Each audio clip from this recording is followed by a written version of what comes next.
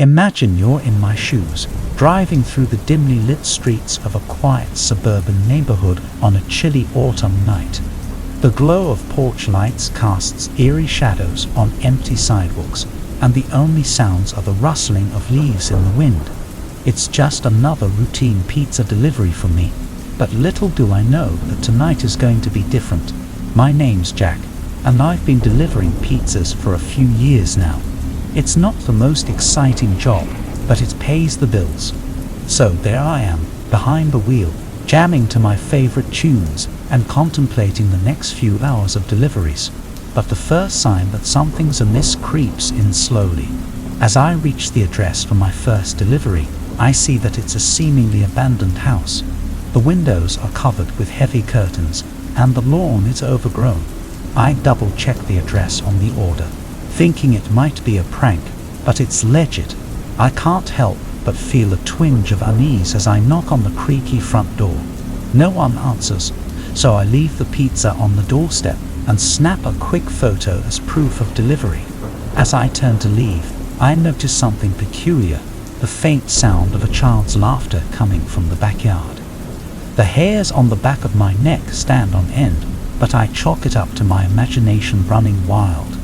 The next few deliveries go off without a hitch. The customers are real, the houses are well lit, and the aroma of sizzling pepperoni wafts through the air. Life feels normal again, but my sense of unease hasn't completely vanished. Then comes the third delivery. The address leads me to a pizzeria I've never heard of before. Mama Rosa's, a place that's supposed to have closed down years ago. I'm puzzled, but I check my phone just to make sure I got it right. The order is indeed from Mama Rosa's, and there's even a special request for anchovies. My stomach churns at the thought. I decide to give the number a call, but it goes straight to voicemail. Mama Rosa's Pizzeria, where pizza is our passion. A cheerful recorded voice chirps before the beep. I'm stumped. Despite my better judgment, I decide to head to the abandoned pizzeria. It's a dilapidated building, boarded up and in obvious disrepair. I approach the front door, half expecting to find it locked or chained shut, but it creaks open with eerie ease. The interior is even more bizarre. The place looks like it's frozen in time, a dusty, cobweb-laden time capsule of a pizzeria long forgotten. The ancient cash register sits on the counter, a warped and rotting pizza box next to it. It's a place untouched by human hands for years, and the smell of decay hangs heavy in the air. I stand there, feeling a mixture of confusion and apprehension, when I hear it. Footsteps, faint at first, then growing closer. I spin around, but there's no one in sight. My heart races, and I consider making a run for it. That's when I see it, a shadowy figure emerging from the kitchen. It's a tall, hunched figure with long, gnarled limbs, its face obscured by a hood. It shuffles toward me, its steps slow and deliberate. Panic sets in, and I bolt for the exit, slamming the door shut behind me. As I race back to my car, I can hear the figure's eerie laughter echoing from inside the pizzeria. It's a sound that chills me to my core, and I can't help but wonder if I just stumbled into some kind of nightmare. With shaky hands, I speed away from Mama Rosa's, my heart pounding. I try to make sense of what I just experienced, but it feels like I've crossed into the realm of the supernatural. The laughter still echoes in my mind, a haunting reminder of the encounter. The next delivery is an address I've never seen before, and it's nestled deep within the woods. The GPS takes me down a winding, isolated road, and I can't help but feel a growing sense of dread. There are no houses in sight, just towering trees and an eerie silence that hangs in the air. As I reach the destination, I realize there's no house, no driveway, nothing but the dense forest. I check and recheck the address, but there's no mistake. This is where I'm supposed to make the delivery. A sense of foreboding washes over me, and I'm torn between following my instincts and completing the delivery for the non-existent customer. In the end, I decide to leave the pizza on the hood of my car and take a quick photo for proof. That's when I hear it, the distant sound of whispering voices. They're faint, like a sinister call, and they seem to be coming from the depths of the forest. Fear gnaws at my insides, and I make a hasty retreat, my footsteps echoing in the silence. The strange deliveries continue, each one more unsettling than the last. I'm directed to abandoned buildings, desolate streets, and even a graveyard. It's as if I'm being guided to places where the line between reality and the supernatural blurs. And then comes the final delivery, an address that leads me to a remote, fog-shrouded lake. I'm alone, the car's headlights barely piercing the thick mist. There's a sense of foreboding that hangs heavy in the air, and my instincts scream at me to turn back. As I reach the edge of the lake, I can see a figure standing at the water's edge, their back to me. The mist swirls around them, and their presence exudes an otherworldly aura. I hesitate, debating whether to go through with the delivery or make a run for it. But curiosity gets the better of me, and I approach the figure cautiously. It turns around slowly, and I find myself face to face with the hooded stranger from Mama Rosa's. My heart seizes, and I'm paralyzed with fear. The stranger's face is still hidden, but I can feel their eyes on me, filled with an eerie, ancient knowledge. They beckon me forward, and with each step, I feel a strange compulsion to follow. The mist thickens, and the world around me becomes a surreal dreamscape. As we stand at the water's edge, the stranger finally speaks, their voice a soft, haunting whisper. You've been chosen, Jack, chosen to see beyond the veil, to glimpse the unknown. And here's the twist, my friend. As I stand there, my mind racing and my heart pounding, the stranger imparts a vision to me, a glimpse into a world that defies explanation. It's a world where reality and the supernatural coexist, where the line between the two is blurred. The vision is both beautiful and terrifying, a tapestry of the strange and the inexplicable. I see places and beings that defy logic, and I'm filled with a sense of awe and dread. And then, as quickly as it began, the vision fades, and I'm left standing by the lake, alone once more. The stranger has disappeared, leaving me with a sense of wonder and a haunting question that lingers in my mind. What was the purpose of that mysterious encounter, and what does it mean for my future? As I drive back to the pizzeria, the events of the night replay in my thoughts like a never-ending loop. I can't help but feel that I've stepped into the realm of the unknown, where reality and the supernatural intersect. It's a story I'll carry with me, a tale of strange deliveries that took me to the edge of the unimaginable, and a sense of wonder that will stay with me forever. You ever had one of those nights that just gives you the creeps? Well, let me tell you about a pizza delivery gone wrong that still haunts me to this day.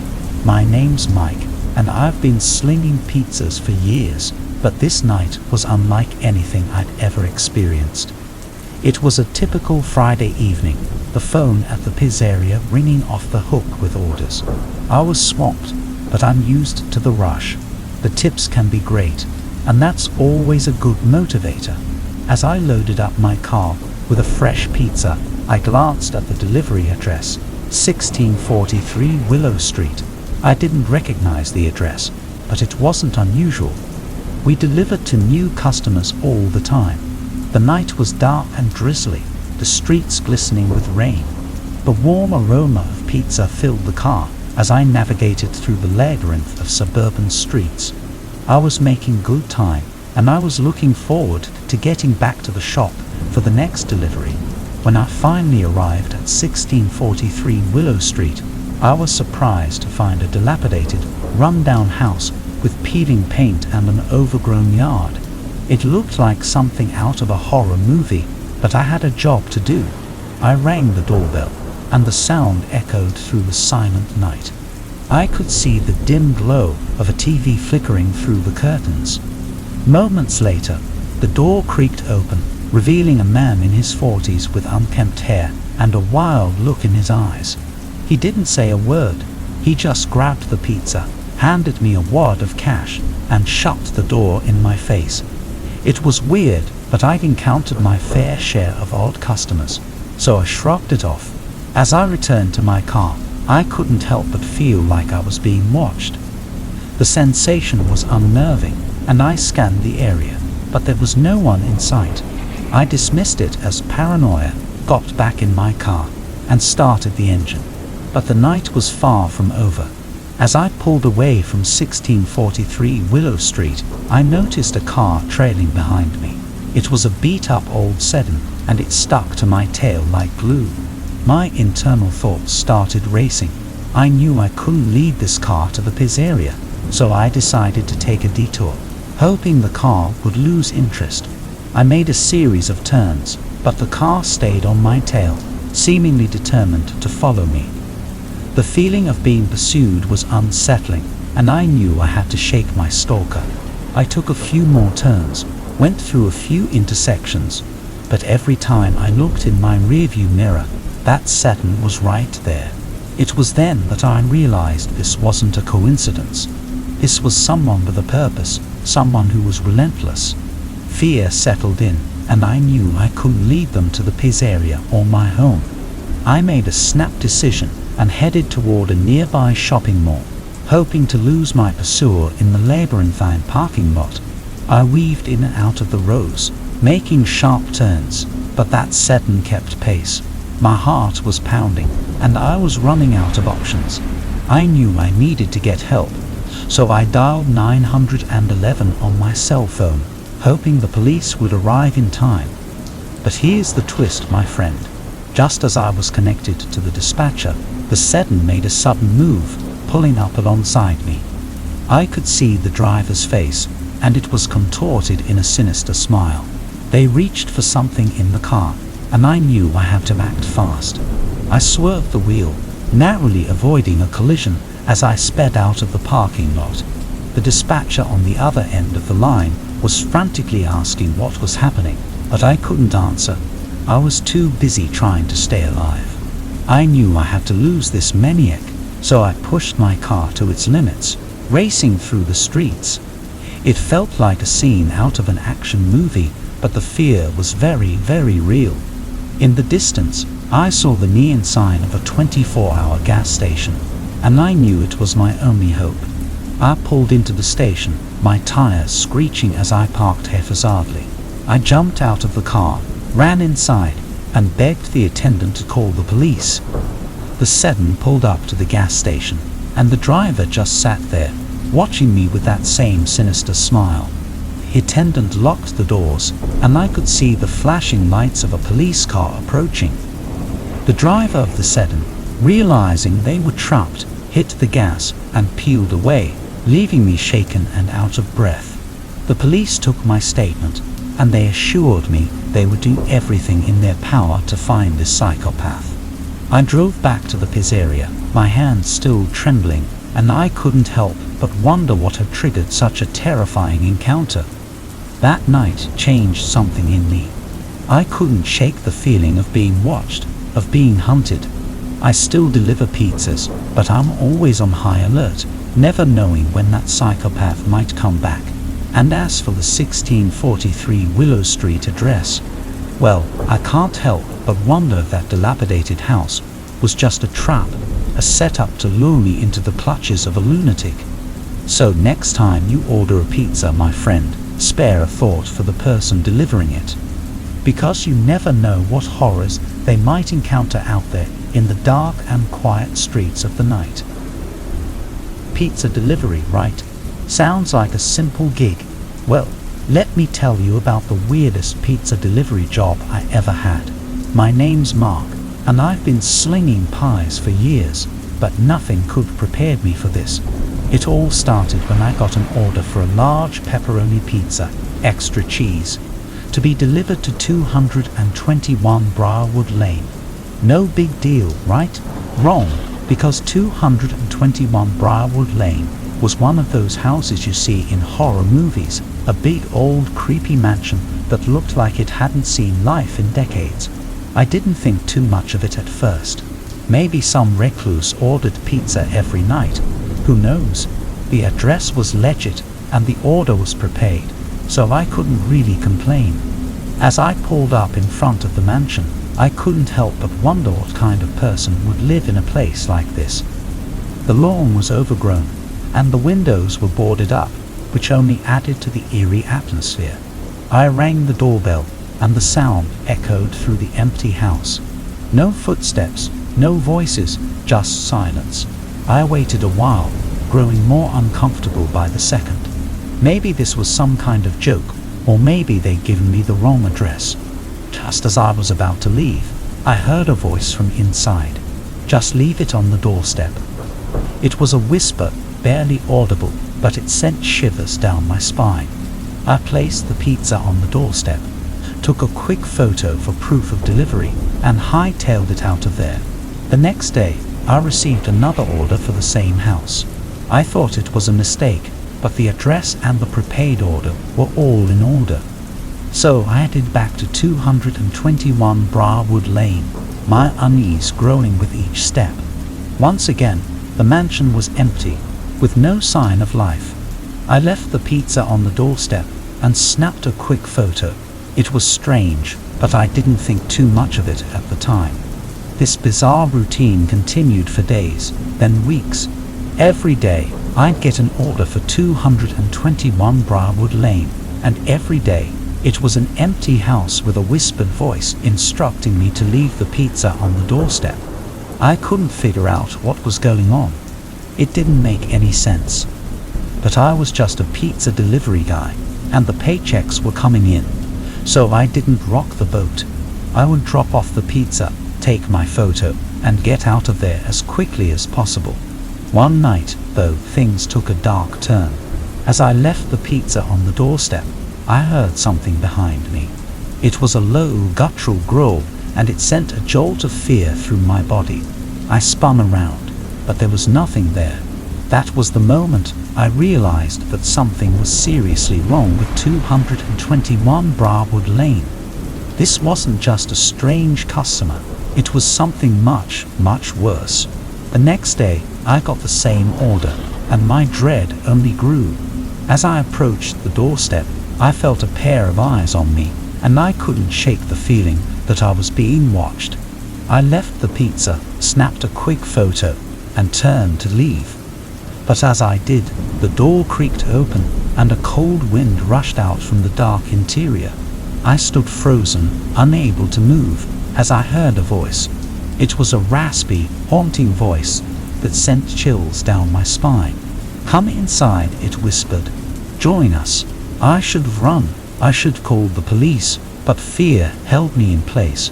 I took a step towards the open door, and then another, and before I knew it, I was inside the mansion. The interior was a nightmare. It was like stepping into a haunted house attraction, but this was all too real. Cobwebs hung from the ceiling, and the walls were covered in strange symbols. The air was thick with a foul, musty odor, and that's when I saw them, a group of figures, hunched and grotesque, shrouded in darkness. They were feasting on the pizza I delivered, tearing at the slices with their gnarled hands. I was paralyzed with terror, unable to move or even scream. The figures turned to me, their eyes empty sockets, their mouths filled with rotting teeth. They reached out towards me, and I knew I was about to become their next meal. But here's the twist, my friend. Just as they were about to grab me, I felt a searing pain on my arm. It was a bright, blinding light, and suddenly I was back outside the mansion, standing by the doorstep. I was alone, and the house was once again empty. The figures were gone, and the nightmare had ended. I fled from 221 Briarwood Lane and never looked back. To this day, I don't know what I stumbled upon in that mansion. I don't want to know. But I'll never forget the horror of those moments, and the inexplicable force that saved me from becoming part of their gruesome feast. So next time you order a pizza, my friend, remember that even the most routine job can take a terrifying turn, and be thankful for every delivery that goes off without a hitch.